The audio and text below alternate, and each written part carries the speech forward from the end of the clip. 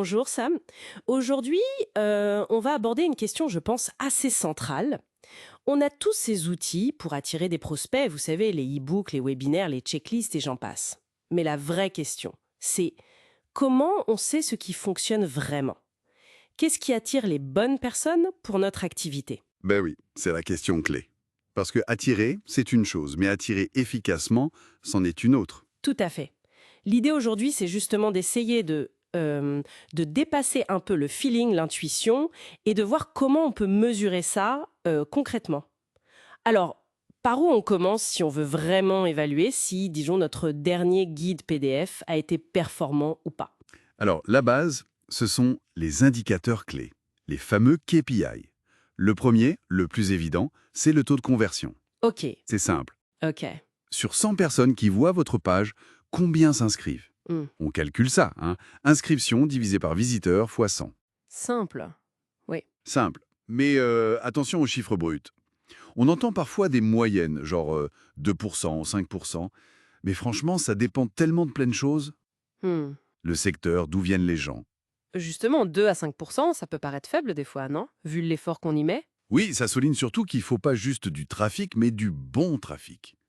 Et ça nous amène au deuxième point, le coût par acquisition, le CPA. Ah oui, le CPA. Combien on dépense en moyenne pour obtenir un prospect. Super important, surtout si on fait de la pub payante, évidemment. Mais attention, là aussi, faut pas tomber dans le piège du CPA le plus bas à tout prix. C'est-à-dire? Un CPA un peu plus élevé, mais qui amène des prospects qui achètent beaucoup ou qui restent longtemps, ça peut être bien plus rentable au final. Faut penser en termes de valeur client, la CLV. D'accord, le ratio CPA sur valeur client, logique. Exactement. Et puis, l'acquisition, c'est bien beau, mais si le prospect ne fait rien après, il faut regarder l'engagement. L'engagement. Est-ce qu'il ouvre l'email? Est-ce qu'il clique? Si c'est inscrit à un webinaire, est-ce qu'il est resté jusqu'au bout? Le taux d'ouverture, le taux de clic, le temps passé, ça nous dit si on a vraiment intéressé la personne. Au-delà du simple email collecté, quoi. Voilà. Et ça mène au point crucial, la qualité des prospects. C'est bien d'avoir 1000 inscrits, mais si aucun ne devient client. Ça sert pas à grand-chose, on est d'accord. Donc on mesure comment, Passen? On regarde combien de ces prospects finissent par acheter. Quelle est la valeur de leur commande? Restent-ils longtemps clients?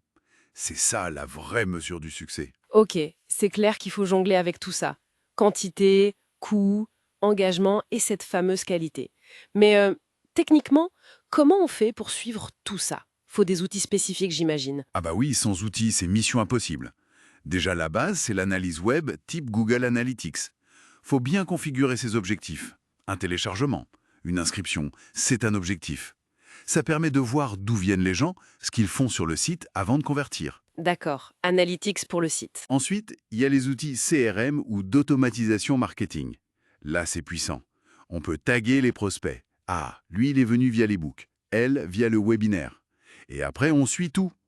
Est-ce qu'ils ouvrent les emails, cliquent, achètent? On voit vraiment le parcours complet. Ça permet de relier l'aimant initial à la vente finale, en quelque sorte. C'est ça. Et un dernier truc technique mais essentiel, les paramètres UTM dans les liens. Ah, les UTM, ces longs trucs à la fin des adresses web? Exactement. Ça peut paraître rébarbatif, mais c'est fondamental pour savoir précisément quelle pub Facebook, quel lien dans un email, quel post LinkedIn a généré l'inscription. Sans ça, on attribue un peu au hasard. Ok, donc avec Analytics, un CRM et des UTM bien utilisés, on commence à avoir une vision claire. Super. Maintenant, on a ces données. Comment on les utilise pour comparer, je sais pas moi, l'efficacité d'un e-book par rapport à un webinaire? Le mieux, c'est de visualiser. Mettre en place un tableau de bord. Simple, hein. Pour chaque aimant, on met les chiffres clés côte à côte. Visiteurs, conversion, CPA, taux de passage en client, peut-être même un ROI estimé. Comme ça, d'un coup d'œil, on voit les différences. Voilà, et il faut l'actualiser régulièrement, bien sûr. On peut aussi regrouper par format. Est-ce que globalement, nos PDF marchent mieux que nos vidéos? Ou l'inverse? Ça aide à orienter les prochaines créations. Et puis, faut se demander, est-ce que cet aimant est bien placé dans mon parcours client? Un truc très pointu, c'est peut-être pas idéal pour attirer des gens qui découvrent à peine le sujet, par exemple. C'est logique. Mais alors, si on voit qu'un aimant, il performe pas terrible, les chiffres sont pas bons, on fait quoi là? On arrête tout de suite? Pas forcément. Avant de jeter le bébé avec l'eau du bain, il faut tester. L'A/B testing, c'est fait pour ça. Tester quoi, par exemple? Plein de choses. Le titre de la page, l'image, le texte du bouton, même la longueur du formulaire d'inscription. Le truc important, c'est de tester un seul élément à la fois. Ah oui, pour savoir ce qui a vraiment eu un impact. C'est ça. On change juste le titre, on envoie la moitié du trafic sur la version A, l'autre moitié sur la B, et on mesure. Parfois, un petit changement peut avoir des résultats surprenants. Faut être méthodique. D'accord, donc on optimise avant d'abandonner. Mais au bout du compte, j'imagine que la question qui tue, c'est est-ce que c'est rentable? Ah, la rentabilité. Le fameux ROI. Retour sur investissement. C'est l'objectif final, oui. Pour le calculer, faut être honnête sur les coûts. Pas juste la pub. Faut compter le temps passé à créer le contenu, notre temps a une valeur, les outils qu'on utilise, le suivi commercial derrière. Et en face, on met la valeur générée. Exactement. Combien de clients sont venus grâce à cet aimant? Quelle est leur valeur sur le long terme? C'est parfois un peu complexe à attribuer parfaitement, mais même une estimation du ROI aide énormément à prendre des décisions. Allouer le budget, améliorer, arrêter. Voilà, c'est ça, piloté par les données. Super intéressant. Pour finir, est-ce qu'il y a des pièges courants quand on analyse toutes ces données, des erreurs d'interprétation faciles à faire? Ok oui. Le premier piège, c'est nous-mêmes, nos biais cognitifs. On a tendance à chercher ce qui confirme ce qu'on pense déjà. Faut essayer d'être objectif. Le biais de confirmation. C'est ça. Attention aussi à pas confondre corrélation et causalité. Deux choses varient ensemble, ça ne veut pas dire que l'une cause l'autre. Pensez aussi aux facteurs externes. C'est normal d'avoir moins d'inscriptions en plein mois d'août, peut-être. Faut comparer des périodes similaires. Saisonnalité, événements. Oui. Et enfin, ne pas avoir une vision trop court-termiste. Certains contenus, certains aimants, y convertissent peut-être pas immédiatement en clients payants, mais ils construisent la confiance, l'autorité.